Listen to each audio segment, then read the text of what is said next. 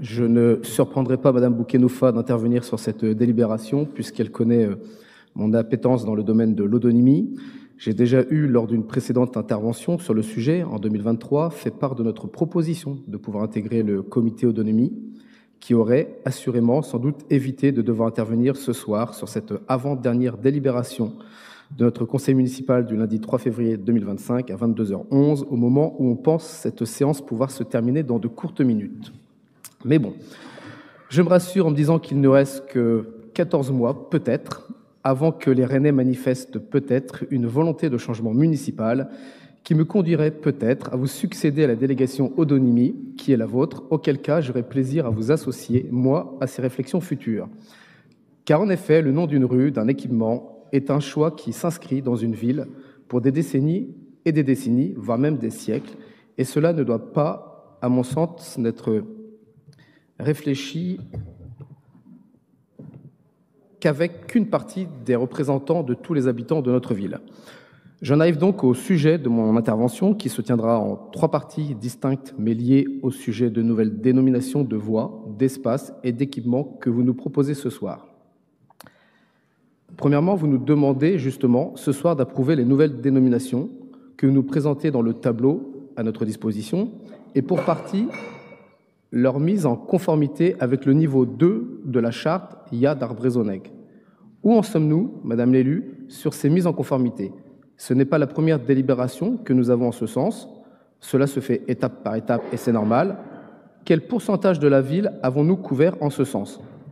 Combien d'années, de mois, vous faudra-t-il pour pouvoir cocher ce critère de ce niveau de la charte? Pour rappel, nous y avons adhéré le 24 janvier 2008, ça fait déjà 17 ans. À quand envisagez-vous donc de pouvoir passer au niveau supérieur de la charte, donc au niveau 3? Merci pour ces informations.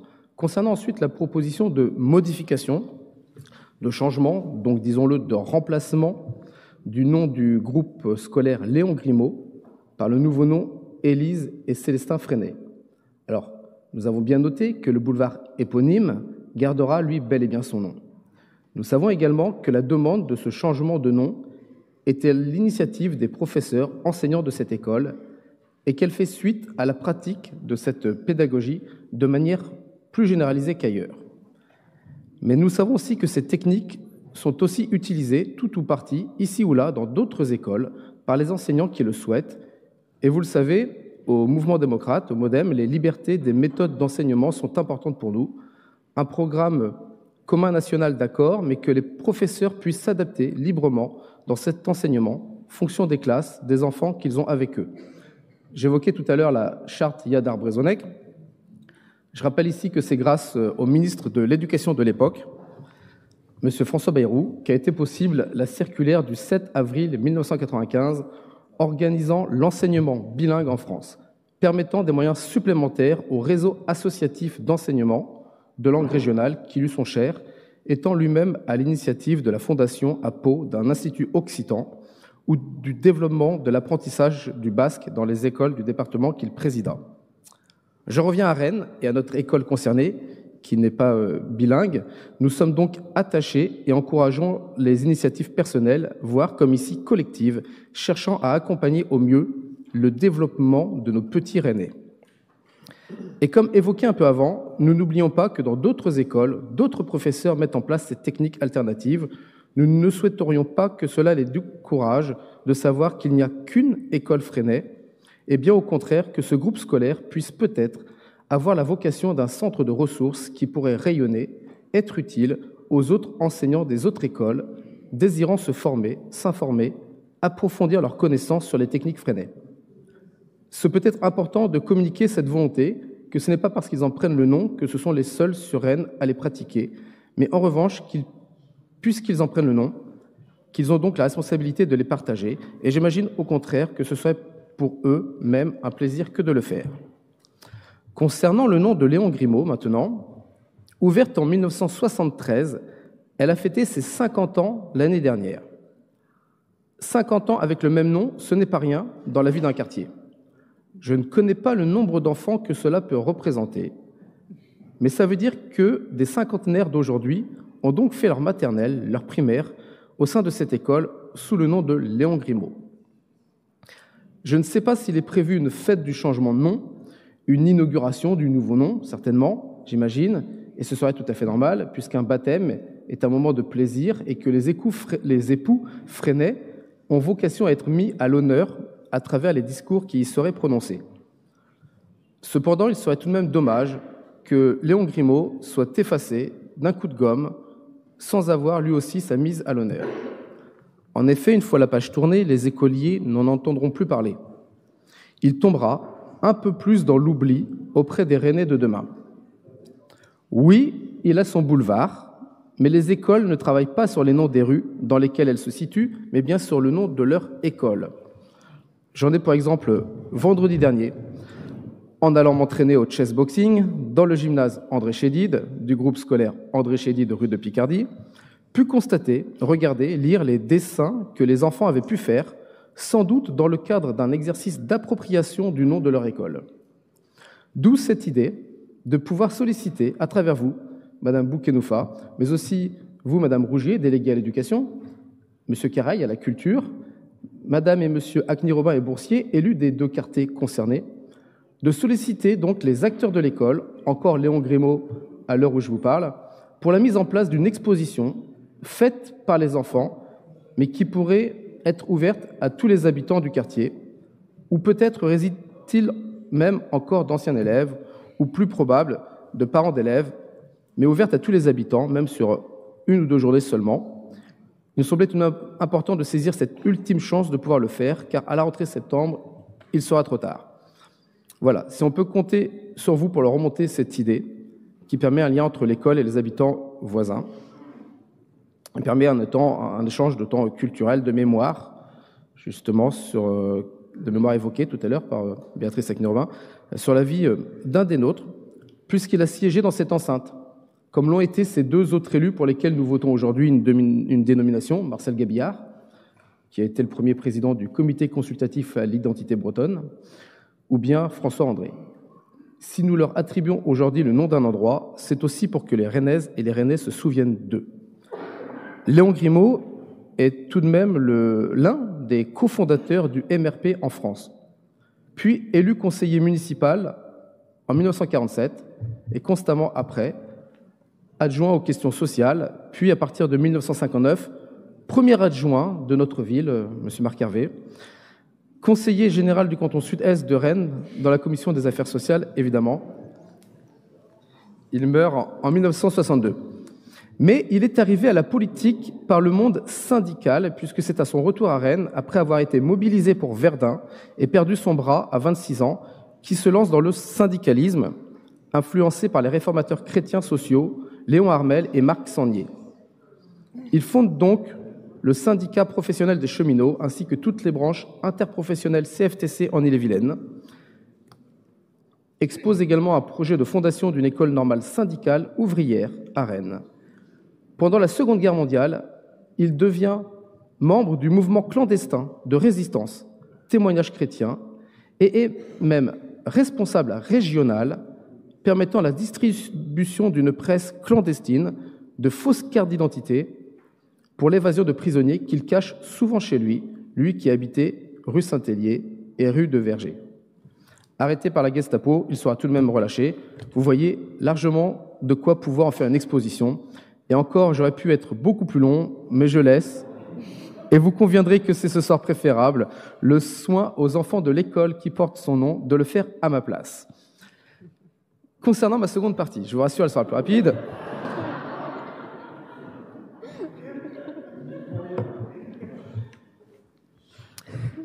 Je vous assure, elle sera plus rapide. Je voulais juste revenir sur les quelques noms qui vous avaient été suggérés durant ce mandat dans cette enceinte, à défaut d'avoir pu le faire en comité Odonymie où nous ne sommes pas les bienvenus. Nous avions voté collectivement en juin 2023 la place sur rond-point Valéry Giscard d'Estaing, mais qu'en est-il de Jacques Chirac, décédé en 2019 ? Nous avions aussi évoqué, pour des équipements, l'idée d'artistes de notre région, comme Glenn Moore, parti lui en 1996, ou de la chanteuse Louise Hébrel, décédée en mars 2020. Voilà, j'espère que ces noms sont toujours bien dans votre listing en cours. J'en profite pour vous féliciter sincèrement et à travers vous les services qui ont eu cette idée du placement de la promenade Samuel Paty où nous étions présents lors de cette inauguration à vos côtés, Madame la maire.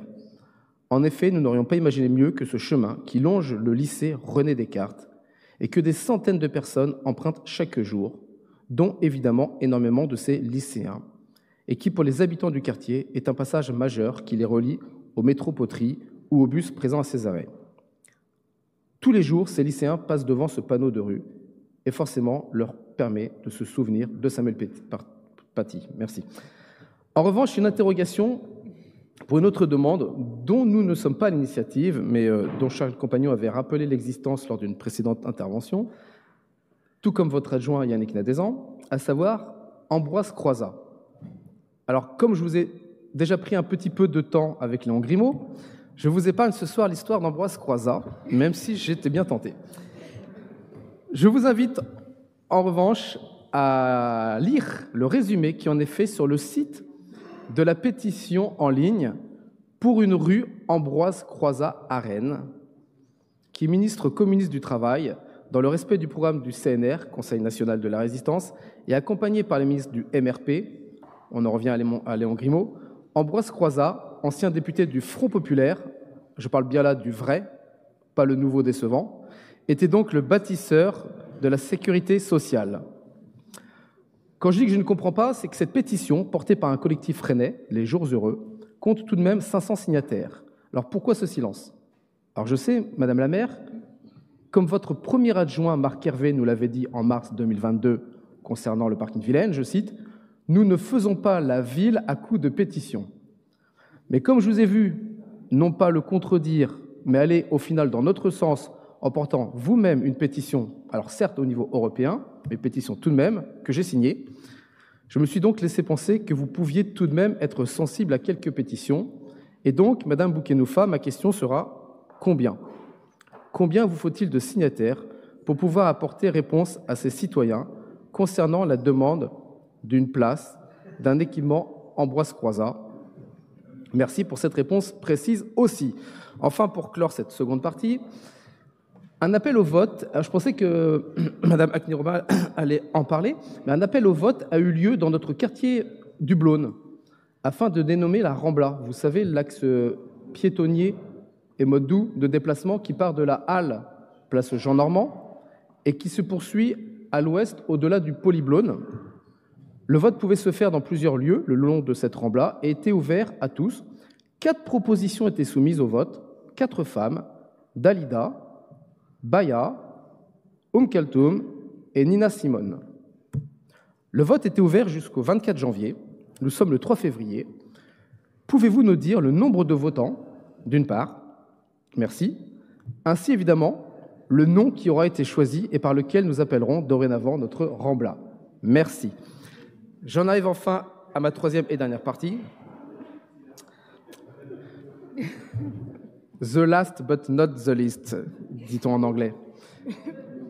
Partie qui requiert pour moi un peu plus d'émotion, parce que s'il est vrai que je n'ai pas connu à titre personnel M. Léon Grimaud, que je n'ai pas connu non plus M. Ambroise Croizat, et j'aurais même pu rajouter d'ailleurs Dalida à la liste, il est plus difficile quand la liste des noms qui se rallonge l'est avec un copain. Une personne avec qui j'aimais beaucoup discuter de Rennes, de la Bretagne, de politique. Notre dernière délibération Odonimi, datant du 22 janvier 2024, sa disparition à lui date du 14 mars 2024. Je dois avouer que, secrètement, à chaque ordre du jour des conseils municipaux qui ont suivi, je regardais et attendais que Mme Boukenoufa nous présente une nouvelle délibération en ce sens. Bien connu des Rennais, bien connu des Bretons, j'imagine aussi d'une partie des Français, il était un homme à multiples facettes, comme beaucoup d'artistes. Bien connu dans les années 80, moi ce n'est qu'en 2007 que j'en ai fait la connaissance, puisque militions ensemble pour une liste municipale menée par Caroline Olivreau. Il aurait d'ailleurs pu être l'un des nôtres à cette époque, mais a préféré laisser sa place d'élu de la ville de Rennes au profit du poste qu'il occupait de collaborateur de notre groupe Modem. Alors attention, il ne l'était pas, Modem, mais il adorait écrire et a priori, il y trouvait plaisir tout de même avec nous. Je me souviens être venu bien des fois dans son bureau, ici à la mairie, pour parler Rennes, Bretagne, musique, vie nocturne rennaise et un peu politique.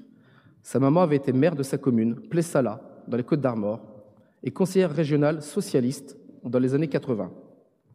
Lui n'était ni socialiste ni modem, non, puisqu'il était proche du Parti breton, mais surtout cofondateur de Braise Europa, parti régionaliste, peut-être un peu plus autonomiste, mais dans une Europe des régions.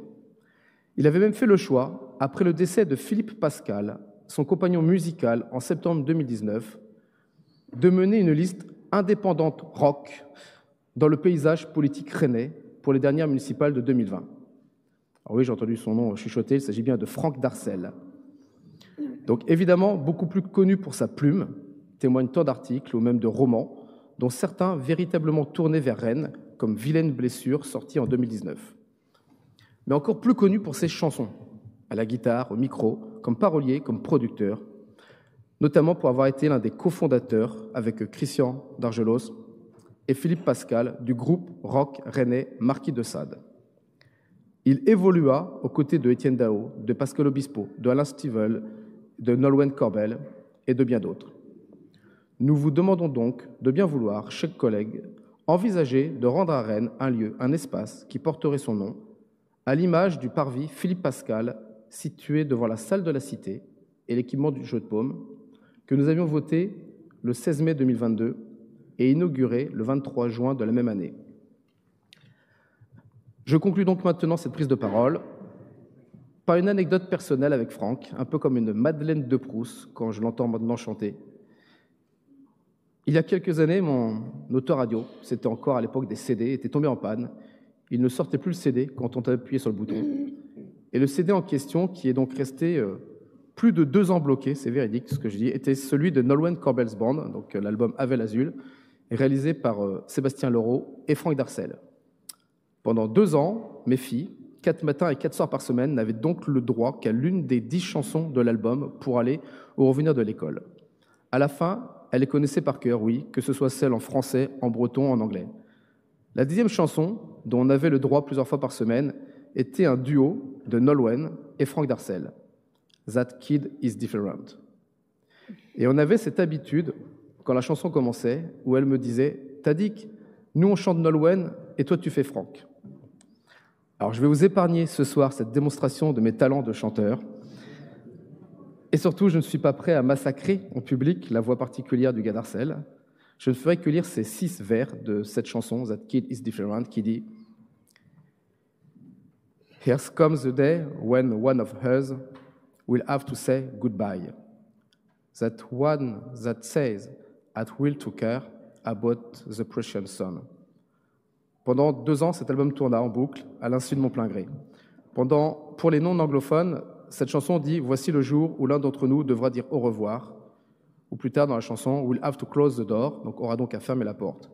Celui qui reste devra s'en soucier à propos du précieux fils. Tu as donc close the door, le premier, Franck, sans même nous avoir laissé le temps to say goodbye. Celui qui reste devra s'en soucier, about the precious son, nous y voilà. Je m'en soucie à ma manière, par cette demande, fils précieux. Merci pour ces indénombrables temps de chant en duo avec mes filles grâce à toi. Merci à toi, Franck Darcel.